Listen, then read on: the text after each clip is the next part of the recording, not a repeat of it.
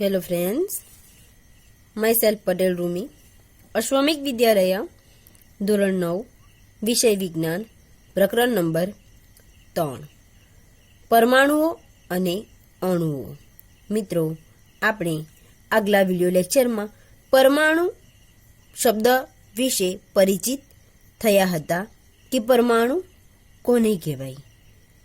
આપણે જોયું હતું કે કોઈ કંઈક દ્રવ્ય છે અને એ દ્રવ્યનું સતત વિભાજન કરવામાં આવે છે તો તેનું વધુને વધુ નાના કણોમાં વિભાજન થતું રહે છે અને એક સમય એવો આવશે કે જે કણો છે વિભાજન કરવાનું બંધ કરી દે છે, એટલે કે ખૂબ જ અતિ સૂક્ષ્મ કણો હોય છે અને જેનું વિભાજન શક્ય નથી, તો તેમને શું નામ આપવામાં આવ્યું છે? પરમાણુ તરીકે એમને ઓળખવામાં આવ્યું છે। તો મિત્રો, આજના વિડિયો લેક્ચરમાં આપણે એક પ્રવૃત્તિ વિશે માહિતી મેળવીશું કે પ્રવૃત્તિ 3.1 કે પ્રવૃત્તિ 3.1માં શું કહેવા માંગે છે એ આપણે જોઈએ કે પ્રવૃત્તિનો મુખ્ય હેતુ શું છે કે જ્યારે કોઈ રાસાયણિક ફેરફાર થાય ત્યારે દળમાં થતા ફેરફાર અંગેનો અભ્યાસ કરવો। આપણને પ્રવૃત્તિમાં કહ્યું છે કે જ્યારે કોઈ રાસાયણિક ફેરફાર થાય ત્યારે દળમાં થતા ફેરફાર અંગેનો અભ્યાસ કરો। શું કહ્યું છે કે જ્યારે કોઈ રાસાયણિક ફેરફાર થાય છે ત્યારે એમના દળમાં થતા ફેરફાર અંગેનો અભ્યાસ કરવાનું છે કે મિત્રો આપણને અહીંયા એક એક્સ અને વાય એમ બે રસાયણના જૂથો આપ્યા છે અને એક્સમાં આપણને કહ્યું છે કે કોપર સલ્ફેટ કેટલા પ્રમાણમાં લેવાનું છે? 1.25 ગ્રામ, જ્યારે વાયમાં સોડિયમ કાર્બોનેટ કેટલા પ્રમાણમાં લેવાનું છે? 1:43 ગ્રામ, જ્યારે સેકન્ડમાં બેરિયમ ક્લોરાઇડ કેટલું લેવાનું છે? 1.22 ગ્રામ, જ્યારે વાયમાં સોડિયમ સલ્ફેટ લેવાનું છે કેટલા પર્સન્ટેજ? 1.53 ગ્રામ, અને થર્ડ એક્સમાં લેડ નાઇટ્રેટ અને વાયમાં શું લેવાનું છે? સોડિયમ ક્લોરાઇડ કેટલા ગ્રામ લેવાનું છે? 1.17 ગ્રામ। અને ત્યારબાદ શું કરવાનું છે કે એમાં શું ફેરફારો થાય છે એના વિશેનું આપણને જણાવવાનું છે। તે આપણે જોઈએ કે એક્સ અને વાયમાં દર્શાવેલી યાદીમાંથી કોઈ એક યુગ્મનસ પદાર્થને પાણીમાં અલગ અલગ 10 mlનું દ્રાવણ તૈયાર કરો। એક્સ અને વાય બેમાંથી કોઈ એક છે, તેમાંથી કોઈ પણ એક દ્રાવણ લેવાનું છે, એટલે શું કહ્યું છે કે યુગ્મનસ પદાર્થનું પાણીમાં એક અલગ 10 mlનું દ્રાવણ તૈયાર કરવાનું છે અને એક કોનિકલ ફ્લાસ્કમાં વાય દ્રાવણ લો અને એક નાની પ્રજ્વલિત નળીમાં થોડી માત્રામાં વાય દ્રાવણ લો। મિત્રો, તમે કોનિકલ ફ્લાસ્ક જોયું હશે, ન જોયું હોય તો કોઈ વાંધો નહીં, અહીં આકૃતિ દોરું છું, આકૃતિ દ્વારા આપણે માહિતી મેળવીએ। આ શું છે મિત્રો? કોનિકલ ફ્લાસ્ક છે અને આ ઉપરના ભાગને શું કહેવાય છે? બુચ કહેવાય છે। અને એમાં આપણને શું કહ્યું છે કે આ એક્સ એ કોનિકલ ફ્લાસ્ક છે અને વાયમાં શું લેવાનું છે કે નાની પ્રજ્વલિત નળી લેવાની છે। આ જે છે મિત્રો એ નાની પ્રજ્વલિત નળી છે અને એને શેનાથી બાંધવાની છે? દોરી વડે બાંધવાની છે, એટલે કે આ દોરી છે। ત્યારબાદ છે આ નાની પ્રજ્વલન નળી અને આ જે પાત્ર છે એ પાત્રમાં જે દ્રાવણ છે એ શેનું છે? વાય દ્રાવણ છે। જ્યારે નાની પ્રજ્વલિત નળીની અંદરની સપાટીમાં જે દ્રાવણ છે એ દ્રાવણ કયું છે? એક્સ દ્રાવણ. ત્યારબાદ જોઈએ આપણે કે શું થાય છે કે ફ્લાસ્કમાં તેમાં રહેલા ઘટકોને સહિત કાળજીપૂર્વક વજન કરો. કે આજે કોનિકલ ફ્લાસ્કમાં આપણે જે પણ પદાર્થ લીધો છે, ધારો કે કોપર સલ્ફેટ લીધું છે, તો એનું 1.25 ગ્રામ જ વજન છે કે નથી તેનું આપણે શું કરવાનું છે? કાળજીપૂર્વક વજન કરવાનું છે. ત્યારબાદ છે કે હવે ફ્લાસ્કને થોડા નમાવીને એવી રીતે ઘુમાવો કે જેથી તેમાં રહેલા એક્સ અને વાય દ્રાવણો પરસ્પર મિશ્ર થઈ જાય. તો આપણે શું કરવાનું છે? એક્સ અને વાય બંને દ્રાવણો ભર્યા છે આમાં, પરંતુ એક્સ અને વાયને એવી રીતે હલાવવાના છે અથવા તો થોડા સેજ નમાવાના છે જેથી એક્સ અને વાય જે દ્રાવણો છે બંને સરખી રીતે મિક્સ થઈ જાય. હવે ફરીથી ફ્લાસ્કનું વજન કરો અને બંનેમાં દ્રાવણ ભર્યા બાદ એ જે એક્સ અને વાય જે દ્રાવણો છે બંનેનું ફરી વખત શું કરવાનું છે? વજન કરવાનું છે. આપણને કહ્યું છે કે ફ્લાસ્કમાં શું પ્રક્રિયા થશે કે મિત્રો આજે આપણે દ્રાવણો લઈએ છે, એક્સ દ્રાવણ અને વાય દ્રાવણ, તો બંને વચ્ચે પ્રક્રિયા થશે કે નથી થશે? કે દરેક કિસ્સામાં ફ્લાસ્કમાં અવક્ષેપ ઉત્પન્ન થાય છે, એટલે આપણે શું કહી શકીએ કે પ્રક્રિયા થાય છે. શું તમને લાગે છે કે કોઈ રાસાયણિક પ્રક્રિયા થઈ હશે કે દરેક ફ્લાસ્કમાં અવક્ષેપ મળતી હોવાથી પ્રક્રિયા થાય છે?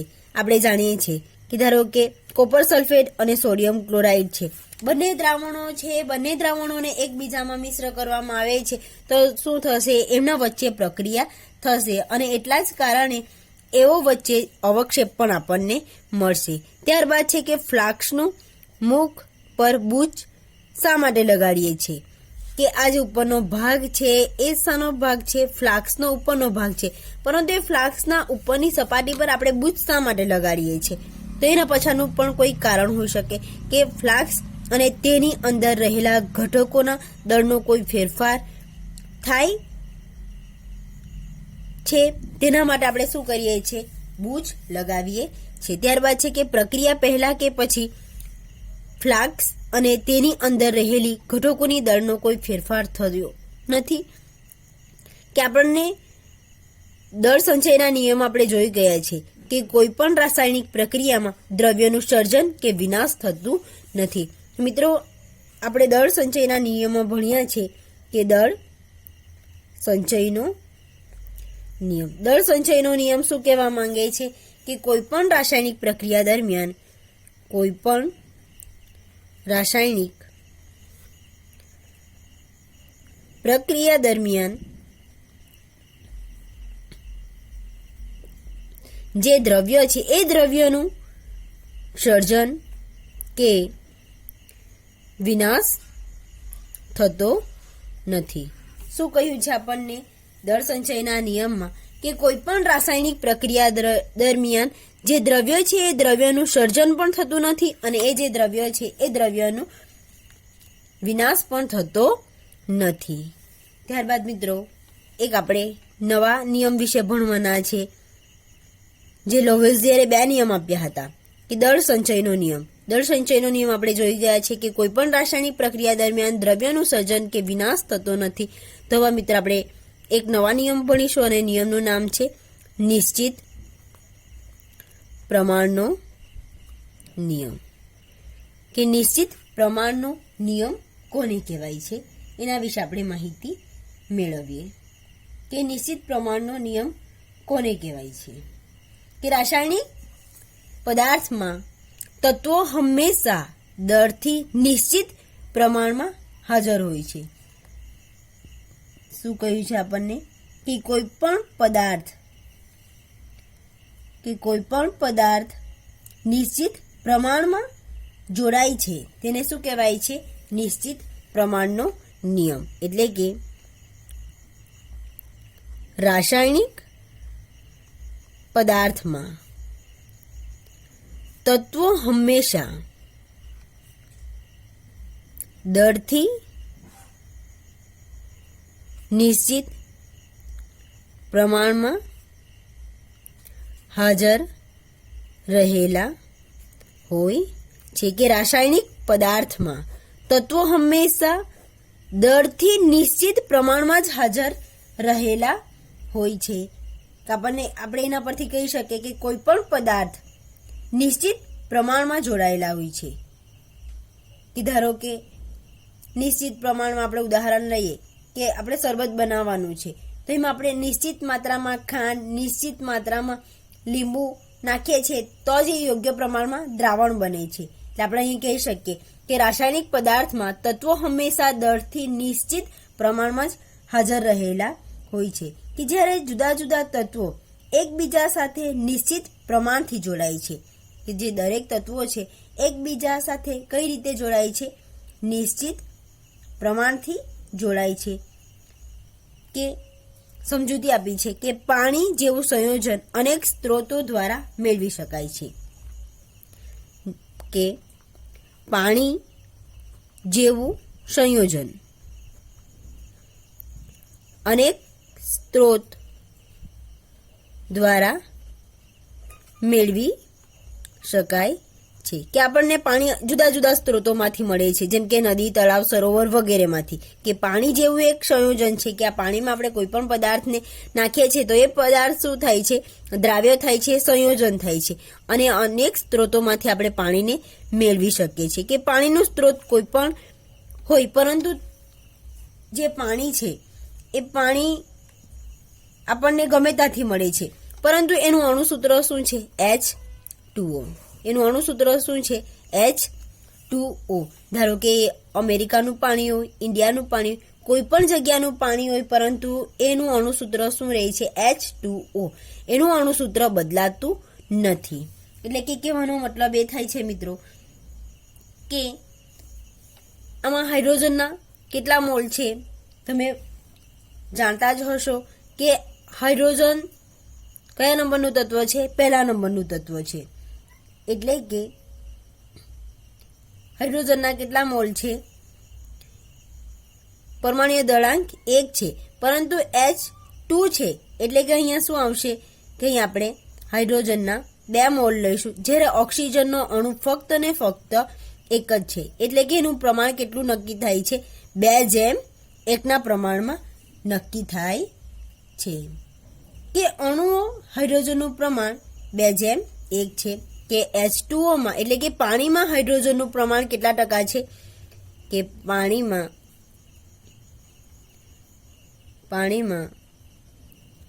હાઇડ્રોજનનું પ્રમાણ 2:1 છે. કે જે આપણને નિશ્ચિત પ્રમાણ દર્શાવે છે કે હાઇડ્રોજન એ પરમાણ્વીય દળાંક 1 છે, પરંતુ અહીં આપણને કેટલા મોલ આપ્યા છે? Hના 2 મોલ આપ્યા છે, એટલે આપણે અહીં 2 લઈશું. જ્યારે ઓક્સિજનના 1 મોલ છે તો અહીંયા 1 લઈશું. કે ઓક્સિજનનો પરમાણ્વીય ક્રમાંક કેટલો છે મિત્રો? ઓક્સિજન 8 નંબરનું તત્વ છે. ઓક્સિજન 8 નંબરનું તત્વ છે અને એનો પરમાણ્વીય ક્રમાંક 8 છે, અને પરમાણ્વીય દળાંક કેટલો છે? 16 છે. આ શું છે? પરમાણ્વીય દળાંક. શું છે? પરમાણ્વીય દળાંક. એટલે અહીંયા આપણે કહી શકીએ કે 2:1 પ્રમાણ શેમાં રહેલું છે? પાણીમાં રહેલું છે, પરંતુ હાઇડ્રોજનનો પરમાણ્વીય ક્રમાંક 1 છે, જ્યારે ઓક્સિજનનો પરમાણ્વીય ક્રમાંક 16 છે. એટલે આપણે કહી શકીએ કે 2/16 બરાબર એનું જેમ કેટલું થાય છે? 1/8. શું થાય છે? 1/8. એ હાઇડ્રોજન અને નિશ્ચિત પ્રમાણ દર્શાવે છે. એ હાઇડ્રોજનનું નિશ્ચિત પ્રમાણ દર્શાવે છે. એ શું કરે છે કે હાઇડ્રોજન છે એ હાઇડ્રોજનનું નિશ્ચિત પ્રમાણ દર્શાવે છે. શું કરે છે? હાઇડ્રોજનનું નિશ્ચિત પ્રમાણ દર્શાવે છે. મિત્રો અહીં તમને ખબર પડી હશે કે H2O એ શેનું અણુસૂત્ર છે? પાણીનું અણુસૂત્ર છે. ઓક્સિજન 8 નંબરનું તત્વ છે અને એનું પરમાણ્વીય દળાંક 16 છે. હાઇડ્રોજન પ્રથમ નંબરનું તત્વ છે, પરમાણ્વીય ક્રમાંક 1 છે, પરંતુ એમાં કેટલા મોલ રહેલા છે? 2 મોલ રહેલા છે. જ્યારે આપણે દર્શાવીએ છીએ ત્યારે 2/16 બરાબર 1/8 એ હાઇડ્રોજનનું નિશ્ચિત પ્રમાણ દર્શાવે છે. કે અહીં મિત્રો કહેવાનો મતલબ એ છે કે પાણીનો સ્ત્રોત કોઈ પણ હોય, પરંતુ ધારો કે 9 ગ્રામ પાણીનું વિઘટન થાય છે ત્યારે હંમેશા 1 જ ગ્રામ હાઇડ્રોજન અને 8 જ ગ્રામ ઓક્સિજન ઉદ્ભવે છે. તે પછી શેના પર આધાર રાખે છે? તેથી પાણીમાં હાઇડ્રોજન અને ઓક્સિજનનો દળાંકનો ગુણોત્તર હંમેશા 1/8 એટલે કે 1/8નો ગુણોત્તર દર્શાવે છે. શેનો ગુણોત્તર દર્શાવે છે? 1/8નો. કે મિત્રો એ જે પાણી છે એ પાણી કોઈ પણ જગ્યાનું હોય, પરંતુ એ પાણીનો ગુણોત્તર કેટલો દર્શાવે છે? 1/8 જ દર્શાવે છે. ત્યારબાદ છે મિત્રો એ જ રીતે NH3 કે એમોનિયમ નાઇટ્રેટ અને હાઇડ્રોજનનો દરથી ગુણોત્તર કેટલો છે જોઈએ કે NH3 એમોનિયા. તો મિત્રો અહીંયા આપણે જોઈએ છે કે અહીં નાઇટ્રોજન છે, નાઇટ્રોજનના કેટલા મોલ છે? નાઇટ્રોજન એક જ અણુ છે, પરંતુ નાઇટ્રોજન 7 નંબરનું તત્વ છે અને એનો પરમાણુય દળાંક કેટલો છે? 14 છે. જ્યારે H3 છે, હાઇડ્રોજનના પરમાણુય ક્રમાંક કેટલો છે? 1 છે, પરંતુ એની સાથે કેટલા મોલ જોડાયેલા છે? 3 મોલ જોડાયેલા છે. તો અહીં આપણે જોઈને કહી શકીએ કે મિત્રો જે રીતે H2O જે પરમાણુય હાઇડ્રોજનનું નિશ્ચિત પ્રમાણ છે તે 1/8 છે, જ્યારે NH3માં એમોનિયમ નાઇટ્રેટ અને હાઇડ્રોજન દળનો ગુણોત્તર કેટલો થશે? અહીં જોઈને જ આપણે કહી શકીએ કે 14/3 છે. કેટલો છે? 14/3 છે. ત્યારબાદ એમ પણ કહી શકીએ કે મિત્રો કેટલો કહી શકીએ કે આને સરવાળો પણ કરી શકીએ અન્ય બીજી રીતે કે 14 + 3 એટલે એનું કેટલું થાય છે કે 17 ગ્રામ એમોનિયા થાય છે, અને 3 હાઇડ્રોજન અને 14 ગ્રામ નું વજન દર્શાવે છે. એટલે કે 3 એ શું છે? હાઇડ્રોજન અને 14 ગ્રામ નાઇટ્રોજન છે, એનું કેટલું ચોક્કસ પ્રમાણ દર્શાવે છે. મિત્રો શું કરે છે કે ચોક્કસ પ્રમાણ દર્શાવે છે કે નિર્માણ દર્શાવે છે. એ શું દર્શાવે છે કે એમોનિયમ નાઇટ્રેટ અને હાઇડ્રોજનના દળથી જે ગુણોત્તર છે હંમેશા 14.3 જ હોય છે. પરંતુ મિત્રો આ 14.3 કઈ રીતે આવ્યું તમને ખબર પડી જ ગઈ હશે કે NH3 જે નાઇટ્રોજન 7 નંબરનું તત્વ છે અને પરમાણુય દળાંક 14 છે, જ્યારે હાઇડ્રોજન પ્રથમ નંબરનું તત્વ છે, પરંતુ એમાં 3 મોલ જોડાયેલા છે. એટલે કે કેટલું દર્શાવે છે? સાદી રીતે આપણે કહી શકીએ કે 14/3નો ગુણોત્તર દર્શાવે છે. મિત્રો તમે જાણતા જ હશો કે પાણીની ઘનતા કેટલી છે? પાણીની ઘનતા 1 છે. કેટલી છે પાણીની ઘનતા? 1 છે. ત્યારબાદ મિત્રો આપણે જોઈએ કે ડાલ્ટનના પરમાણુય સિદ્ધાંતની અભિધારણા. કે ડાલ્ટનના પરમાણ્વીય સિદ્ધાંતની અભિધારણા. કે ડાલ્ટનના પરમાણુય સિદ્ધાંતની અભિધારણા શું છે તેના વિશે માહિતી મેળવીએ. કે બધા જ દ્રવ્યો પરમાણુના બનેલા છે જે અતિ સૂક્ષ્મ કણો છે. કે આપણે જાણીએ છીએ કે નાના નાના અણુઓ ભેગા મળીને દ્રવ્ય બનાવે છે કે જે અતિ સૂક્ષ્મ કણ છે, અને બધા જ દ્રવ્યો પરમાણુના બનેલા છે. કે બધા જ દ્રવ્યો પરમાણુના બનેલા છે જે અતિ સૂક્ષ્મ કણો છે. અહીં મિત્રો આપણે ઉદાહરણ દ્વારા સમજીએ કે મિત્રો આ એક ચોક છે, તો ચોકના જે નાના નાના સૂક્ષ્મ કણો જોડાઈને જ આખી જે ચોક છે આખા ચોકની રચના કરે છે. એટલે કે નાના અતિ સૂક્ષ્મ કણો ભેગા મળીને પરમાણુ બને છે, અને પરમાણુઓ ભેગા મળીને શું બને છે? કોઈ એક દ્રવ્ય બને છે. ત્યારબાદ ડાલ્ટનની બીજી પૂર્વધારણા જોઈએ કે પરમાણુ અવિભાજ્ય સૂક્ષ્મ કણ છે. આપણે ભણી જ ગયા છે કે પરમાણુ એ અવિભાજ્ય છે, કે કોઈક એક દ્રવ્ય છે અને નાના નાના સતત ટુકડા કરીએ અથવા તેનું વિભાજન કરીએ તો અમુક એક સમય એવો આવશે કે જેનું વિભાજન શક્ય નથી. એટલે કે પરમાણુ એ અવિભાજ્ય છે. અવિભાજ્ય સૂક્ષ્મ કણ છે જેનો રાસાયણિક પ્રક્રિયા દરમિયાન સર્જન કે વિનાશ થતો નથી, કે જેનો રાસાયણિક પ્રક્રિયા દરમિયાન સર્જન કે વિનાશ થતો નથી. મિત્ર, અહીંયા આપણને યાદ આવે છે કે દળ સંચયનો નિયમ પણ એમ જ કહેવા માંગે છે કે રાસાયણિક પ્રક્રિયા દરમિયાન દ્રવ્યનું સર્જન કે વિનાશ થતું નથી. ત્યારબાદ ત્રીજી પૂર્વધારણા જોઈએ કે એક જ તત્વના પરમાણુના દળ અને રાસાયણિક ગુણધર્મો સમાન હોય છે. કે એક જ તત્વના પરમાણુઓના દળ અને રાસાયણિક ગુણધર્મો સમાન હોય છે. કોઈ એક તત્વ છે, એક જ તત્વના જે દળ છે, ધારો કે હાઇડ્રોજનનો દળાંક કેટલો છે, ક્રમાંક 8 છે અને એનો દળાંક 16 છે, જ્યારે એમના રાસાયણિક ગુણધર્મો પણ સમાન હોય છે. અને ચોથી પૂર્વધારણામાં એમ કહ્યું છે કે જુદા જુદા તત્વોના